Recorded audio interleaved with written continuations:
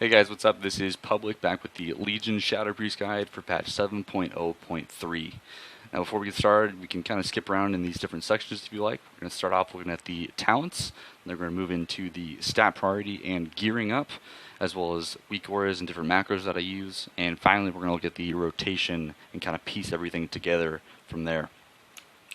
So first things first, I'm going to kind of assume you've looked at the Shadow Priest a little bit. I don't want to go over all the spells and things like that. The basics behind this though, we essentially have spells that help us generate our new resource, which is called Insanity, and we have other spells that kind of act as our pseudo cooldowns and things like that. The idea with the class in general is that you want to build up Insanity to 100 or with talents 75, and then once you go into Void form, Insanity starts to drain, and the idea is you want to stay in Void form as long as possible, because every second you're in Void form, you gain more haste, and with the artifact, essentially more damage every second. We'll go over all of that in just a second. The first thing that we're going to cover in this guide is the talents. So this is all going to be in kind of a PvE environment, so I'm not really looking at PvP in this scenario. I don't personally have the experience to do that, so I'll let you look at that stuff elsewhere. There's lots of other resources for that. But if you want to play a Shadow Priest in a PvE environment, primarily speaking with raids, then this is what we're going to go over. So let's check out the level 15 row first. We have three options in every single row. Our first option here is Twist of Fate. Essentially this is what gives Shadow Priest their awesome execute. It kind of builds on one of our spells called Shadow Word Death, which essentially is only usable on enemies less than 20% health. This activates on less than 35% health, and then we do 20% increased damage during that time. Now this is kind of where Shadow Priests really shine right now, especially on any fight that has little adds that come up. Even if you throw Shadow Word Pain on that add, and it falls below that 35%, you gain this Twist of Fate buff for 10 seconds, even if the boss isn't. So it's really, really important to throw dots up when taking this talent just to get that passive buff to increase your damage by 20%, which is pretty significant. Now for that reason, this talent is just so strong. In all sims that I've been doing, if the fight is lasting longer than 300 seconds-ish, Twist of Fate is pretty much your only option.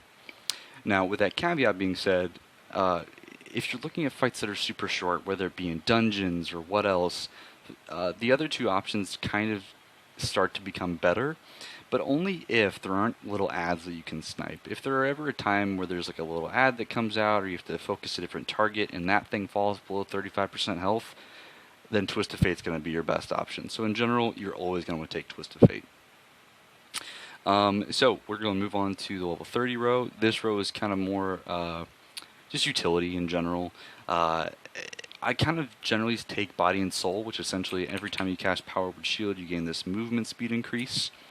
So it's not bad. I personally don't like taking it when I'm taking our final talent, to Surrender to Madness, which I'll go over in just a second. I'd prefer to take Mania, and I'll kind of explain that once we get to the Surrender to Madness guide. But Masochism is also an option. In general, in a raid setting, we don't need to be healing ourselves, so this doesn't have a whole lot of use. Now that being said, in outdoor world content or leveling, this could be okay, but in general I still think Body and Soul is going to win almost every time. And then we go to our level 45 row. Mind Bomb is pretty much going to be the only option here. Having a 30-second group AoE stun is amazing, especially for leveling or doing Withered training or anything else you want to do. This is an amazing spell. I've never not taken this for the most part, so I suggest taking this as well. And now we start getting into the big ones, the DPS tier stuff. So on level 60 we have Void Lord, Reaper of Souls, and Void Ray, which you can see the tooltips right here. These guys, we have a little bit of a choice to make in general. On a single target fight or any raid boss fight setting, Void Lord and Reaper of Souls are really your only two options. Void Ray kind of lost a lot of its value from pre-patch to now, simply because we lost our class trinket. So now that we don't have that, most of the spells that we're casting aren't Mind Spike or Mind Flay or Mind Sear. Any of that stuff works with this, with Void Ray, especially when we're taking Surrender to Madness. When we're taking Surrender to Madness, we're just staying in Void form as long as we possibly can, and less than 50% of our spells are Mind Spike, Mind Flayer, Mind Seer. Usually even less than that. So you don't really get a whole lot of use out of this talent. And depending on your level 100 talent, that also influences this decision as well. So in general, before we talk about these guys, for most content, I'd say Void Lord or Reaper of Souls is going to be your best go-to option. If you're taking Mind Spike or Legacy of the Void, Void Lord is probably going to be your best option because you're going to be coming in and out of Void form a lot. If you're taking Surrender Madness, you will pretty much be staying in Void form a big, consistent, long period of time, and that's where Reaper of Souls really shines, and I'll kind of explain that once we talk about Surrender Madness. I know I keep saying that, I promise I will. Everything kind of builds up to that. And then our level 75 row, we have Sandland, Auspicious Spirits, and Shadowy Insight. This tier actually is influenced by your gear, which isn't something that a lot of talents have. In general, if your crit percentage is over 20%, you want to be taking Auspicious Spirits. In general, that's pretty much your default in this tier, and getting over 20% crit should be pretty easy with the gearing stuff that I'll talk about in a second. Now, if you don't have 20% crit, or if you're leveling, Sandland is a really good option. In addition, if the fight length is super short, like 1 to 2 minutes, Sandland is actually usually a little bit better as well, because you don't have to rely on the RNG of crit. But again, that's in a raid setting, you're really not going to see encounters that short until the very end, when you're probably not even on progression anymore. So for the most part, Auspicious Spirits is going to be what you're going to choose. Now, Shadowy Insight is something, if you're using the Legendary Belt, which adds 2 more charges to your Mind Blast spell, or if you get the Legendary Belt, probably better of saying that, Shadowy Insight is your only option. It benefits that Legendary item so much, and the Sims, everything else that we've looked at as a community shows that this is your only option then. So if you have Legendary Belt, go for Shadowy Insight. Otherwise, Auspicious Spirits for almost every scenario, over 20% crit. And now we get into the level 90 tier. Now we have 2 options that are pretty much single target, and then we have Shadow Crash, which is our AoE talent. Shadow Priest isn't very good at AoE. We can multi-dot and do things like that, but compared to other classes, we're just not that good at it, which is fine. We excel primarily on single target, so for almost all cases, other than like leveling and maybe dungeons, depending on how much your dungeon group is struggling on AoE, Shadow Crash just doesn't need to be taken.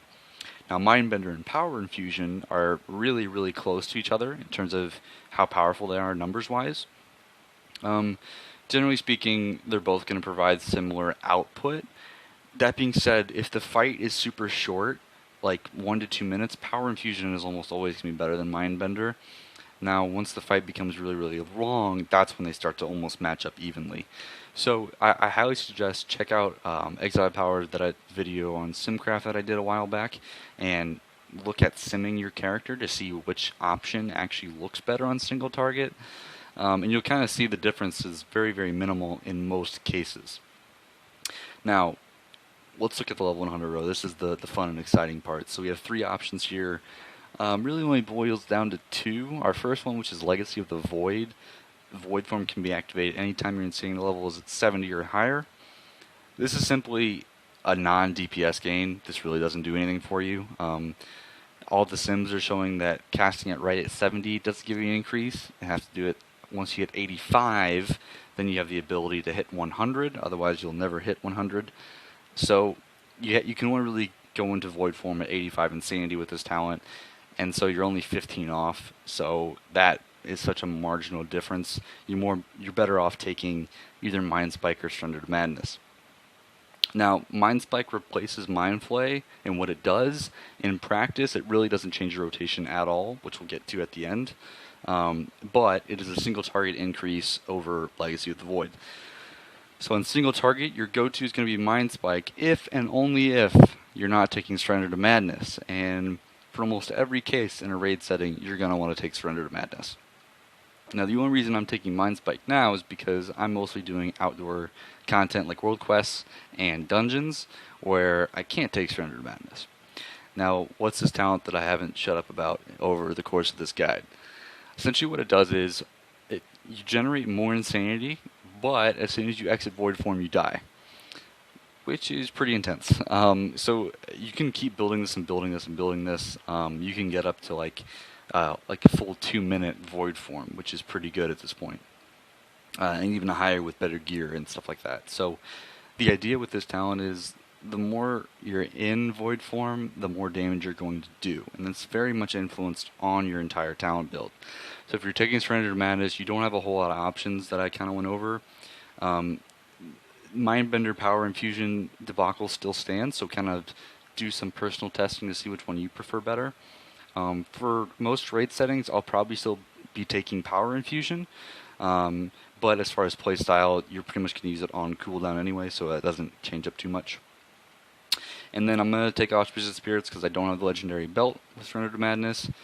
Now, at the level 60 row, if you're taking Surrender to Madness, it is mandatory that you take Reaper of Souls. What it does is essentially increases the range in your Shadow Word Death, so instead of being 20%, it can go to 35%, which pairs up nicely with Twisted Fate. And it generates more Insanity as if it killed the target, which in this case is, I believe it's 10 versus 30. Yeah, it generates 30 Insanity if the target dies. Yeah, and then 10, I think, if it doesn't kill the target, which is most of the time without this talent. So you definitely want to be taking this with that, since it gives you another Insanity generator to help you stay in void form longer. Now, this is where I was getting to the Body and Soul versus Mania thing. If you're in void form all the time during Surrender to Madness, you move 1% faster for every 5 Insanity you have. You're not going to get more than a couple percents out of this, like between 10 and 20, but I like that, especially when casting Power Word Shield while you're in void form and about to die means you're losing out on Insanity, so usually you don't want to cast Power Word Shield anyway, so that's why I kind of prefer Mania in this case. So for most raid encounters, this is probably going to be my go-to build. In general, you can find a reason to use Surrender to Madness. Even though you're going to die, if by doing practice, you can kind of see how long you can stay in Surrender to Madness, depending on how many targets you have. So, like with 3 targets, for example, I know I can stay up for like 110 seconds or whatever. Then I know in a raid encounter, okay, there's 110 seconds left-ish, I think. 2 minutes left, whatever. I think I can pop Surrender to Madness now. The more you're progressing on a boss, you'll kind of get that as you go along, but something to keep in mind for sure. So yeah, that kind of covers all the talents real quick. So I'll kind of set this back to the default build, and we'll cover this in rotation in just a second. Let's look at stats and gearing real quick. So Twin Top, one of the Shadow Priest Theory crafters, kind of did all the stat weights for us. You essentially have 3 different weights that you can go over to help you decide whether or not a piece is good for you or not. Shadow Priest is in the situation where, again, right now, we can't really take Surrender to Madness because it's not super viable to kill yourself on a dungeon boss every time. So instead, we're taking things like Legacy of the Void or Mind Spike. So you kind of have 2 sets of weights for that. Mind Spike values haste and crit, and Surrender to Madness also values haste and crit. They're just kind of swapped. So for most settings right now, you're essentially just looking to get as much haste and crit as you can. And that's kind of, it's very, very close together. So you can see I have 22% of each, pretty much 23%-ish. But once raids come around and you're taking Surrender to Madness, you're going to want to value haste a bit more. And we kind of gone over, this is Pawn that I'm looking at right now, and we already did a video on this. If you want to see that, check out the channel for that. Basically just shows you when a piece is an upgrade or not based on the stat weights that you give it. So, I mean, in general, as far as that goes, look for haste and crit. And trinkets are going to be kind of iffy right now. At some point, it's just going to be down to you simming it to see what's better. I'm not really going to at a place to say, oh, this is the best trinket list. You want to be using SimCraft to essentially sim your character to see how you're doing with each trinket. Or in general, just try it out yourself. Use different trinkets, try it out on your next progression night, in between pulls, that kind of thing, and just see what's doing better for you. And it's really dependent on what you get your hands on, so keep that in mind. So I went over this in my pre-patch guide for Shadow, but I will have all of these Weakauras that you can see here, bar these 2. This is for our gold rules for our guild, but you can see all these will be linked as well. I have an Auspicious Spirits tracker to track how many spirits from myself to the target. The Insanity bar that Twin Top made. There's a Mind Spike quick debuff tracker. This one, STM Kill Timers, was made by another theory crafter in the How to Priest forum. It essentially tries to guess how long until the target dies. So again, by practicing Surrender to Madness and seeing how long you can stay in Void form, if you know you can stay in Void form, let's say 120 seconds, and this Weakauras is estimating the boss is going to die in about 140, 120, you know, okay, maybe I should go ahead and cast it now, and I think I should be able to make it to the end of the fight. Just kind of a way to help yourself with that. I have also have my basic cooldown tracker for my spells, in addition to Shadow Word Death tracker, Twist of Fate tracker over here on the side. Move this guy down. And then we have a Void Eruption and Void Torrent tracker as well. So yeah, that's pretty much all that I have. All of these will be linked in the description. And I'll show you some of the quick macros that I'm using as well. With the Void Torrent, it's pretty much our hardest hitting single spell. So, and you want to cast it on cooldown. So what that essentially means is I made this macro that essentially casts Power Infusion and my trinkets, and then casts Void Form for me. So as soon as I pop into Void Form, I'm using the specific trinket that I want and casting Power Infusion if I have it to essentially make that spell hit as hard as I can. Which works pretty well, especially if the trinket is on a 1 minute cooldown like the Obelisk of the Void. So that's cool. Another thing that I use from time to time is Mouseover macros. It just kind of helps. So if I drag this onto my bars, and you can see here I have a macro on my mouse, and I'm hitting that, and it's able to cast it even though I'm not actually targeting. So definitely something you should use, especially in raid settings when you don't want to target an ad. Another thing you can use is something like EnemyGrid, which is essentially the same thing, but I can do left and right click on my mouse to apply my dots on the targets that I can see in my frame. This is something I've grown to use as opposed to Mouseover macros, but it definitely doesn't fully replace it in a lot of scenarios because, as you can see here, if it's not totally on my screen, I can't see it, but I know it's over there, and I can quickly go and do that, as opposed to the order kind of gets jumbled around down here sometimes. So it's by no means perfect, but it's definitely something to consider. And the other thing that you pretty much want to be using is this Dispersion macro. So the neat thing about Dispersion is that it does halt our Insanity Drain while we're in Void form. So you kind of use it as a pseudo DPS cooldown with Surrender to Madness, but more importantly, if you have to do some raid mechanic or dungeon boss mechanic, but you don't want to lose your Insanity Drain, you can use Dispersion, handle the mechanic, and then go right back into Void form. So something to help that process, if you've, say, handled the mechanic, but your Dispersion is still on and you want to start DPSing again, this macro, essentially what it does is it immediately stops casting to cast Dispersion the first time, and then if you hit the button again and Dispersion's on cooldown, it actually cancels out of Dispersion. So if I try it right now, so you see I'm in Dispersion going out, I still have 4 seconds left, 3 seconds left, hit it again, it exits me out of Void form, and I continue on with what I was doing. So again, both of these macros and the Weakauras will be linked in the description below. Alright, so before we go and look at the rotation for the Shadow Priest, I do want to mention a couple things with the artifact weapon real quick. You can pull this up by doing shift right click, by the way, on your weapon. You can also, and I'll link this macro in the description, if you do /run SocketInventoryItem 16, which I have right here, it also brings it up, so quick little thing there. So I'll have a link to the How to Priest guide where you can actually see the different artifact paths that you can take. I decided to take the long route of going up and around to get our first gold trait, in my case, which is Mass Hysteria.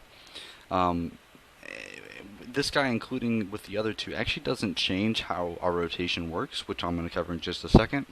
It just essentially augments that to do more damage. So with that being said, the important things to note here as far as relics and things like that, you want to try and get a relic that goes off of Unleash the Shadows just to get higher crit chance on Vampiric Touch, and essentially buffs your Auspicious Spirit talent, which is pretty much baseline anyway. Other ones to mention, getting the increased damage to Mind Blast is always nice, as well as the Shadow Word Pain or Vampiric Touch damage as well.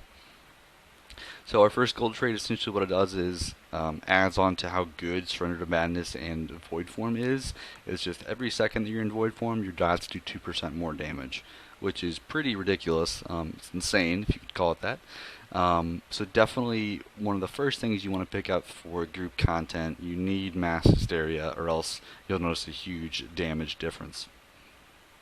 The other thing to keep in mind after that guy, generally speaking, second you want to go to Call to the Void. Essentially Mind Flight, where Mind Spike has a chance to spawn Void Tentacles that channel Mind Flight the target. So again, this doesn't change how we play, it just adds damage passively.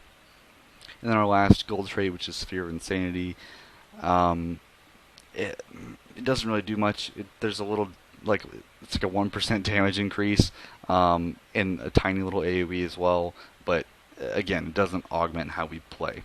So that pretty much covers the artifact ability. Like I said, the path that I took was essentially just to get Mass Hysteria as soon as possible, and then you want to get Call to the Void and then Sphere of Insanity. Again, the How to Priest guide that I have linked in the description will go over this in a bit more detail. Without ado, let's go ahead and go over the rotation. So the first thing we're going to cover, you pretty much have 2 rotations, and then kind of 2 sub-rotations with each one. We're going to go over the Mind Spike and Legacy of the Void rotation. The only difference between these two is if I'm taking Legacy of the Void, I have Mind Flay. In practice, it doesn't really change that much when that gets replaced with Mind Spike. So we'll do this with Mind Spike since that's our single target go-to right now for talents, or for dungeons, I'm sorry. And we'll leave everything else the same. This looks pretty much good. So we'll kind of stick on just this 110 target. So in terms of priority list, which you can see coming up right now, what you want to do is cast your Mind Blast, keep your dots up, and then do anything else as a filler after that. So that usually means Mind Bender, and then back to Mind Spike or Mind Flay. You can also use Shadow Word Death here as well if you're not in Void form, but you want to keep at least 1 charge. Only use both charges of your Shadow Word Death if you're in Void form already and you know that you're about to die with Surrender to Madness or things like that. So we can kind of go ahead and get started here. We're going to put my dots up, and then I'll cast my Mind Bender, and then I'll start casting my Mind Spikes. Now, even though, as soon as Mind Blast comes on cooldown, I want to use it. Even though I'm getting these Mind Spike stacks, if I'm sitting here and just casting it, and see, I have Void Form up, I should be casting that, I have my dots. Don't worry about the Mind Spike debuff. Play it just the same you always would, and as soon as Mind Blast comes off cooldown, that's when you want to use it.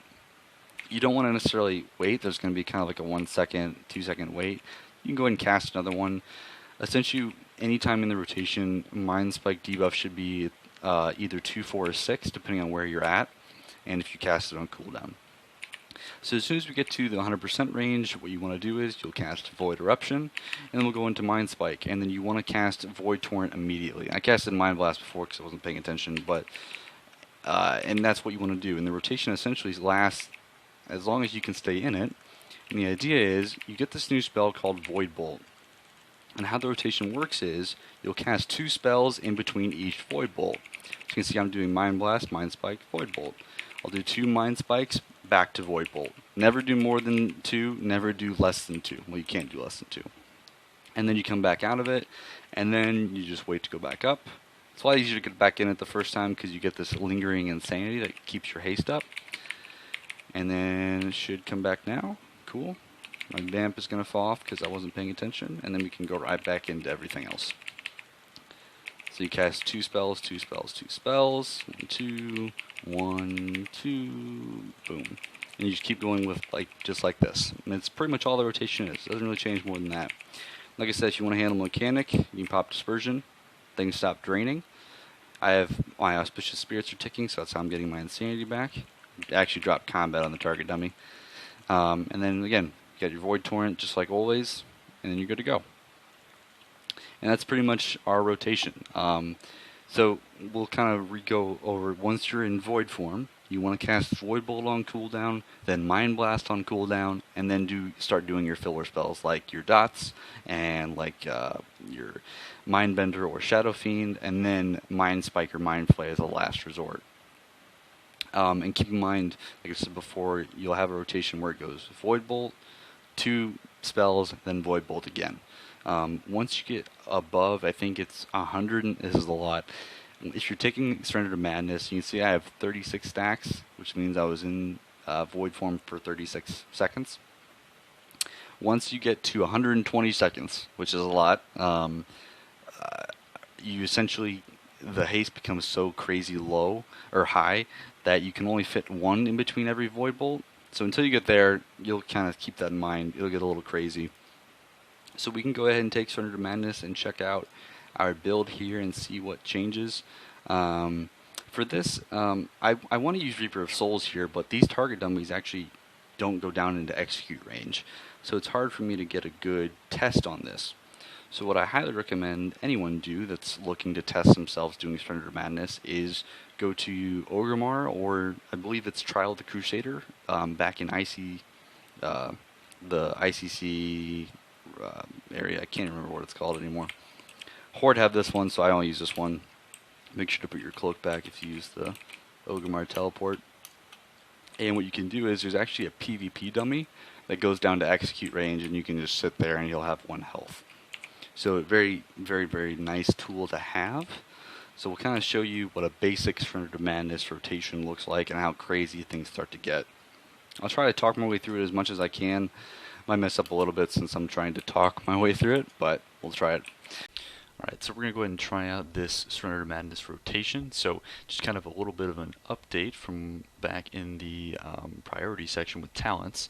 In general, if you want a 3rd Void Torrent and using Power Infusion, it's generally better to save it as opposed to binding it right to Void Torrent. So we're going to try this. Essentially, we're going to get in here. We're going to pop Surrender to Madness and then essentially start going, get our dots rolling, get our death chargers, and now we're in.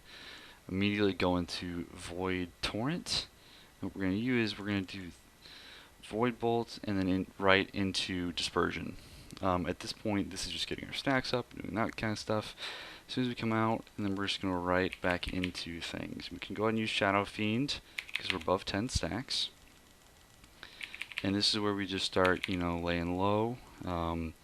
Looking for when Shadow or Death comes off cooldown on our 2nd charge. At this point, we don't need to use both. We'll get to a point to where it's like, okay, we definitely need it now.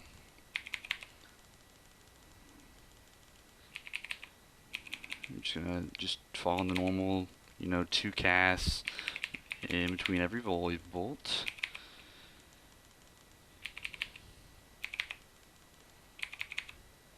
Now, at some point, the rotation is going to start getting to a point where it's like, okay, I'm draining a lot of insanity. I can't really keep up with this, and I want to be able to last longer so I can get my 3rd Void Torrent. Once you hit that point, that's when you want to pop your Power Infusion to kind of get you into the next part of the rotation.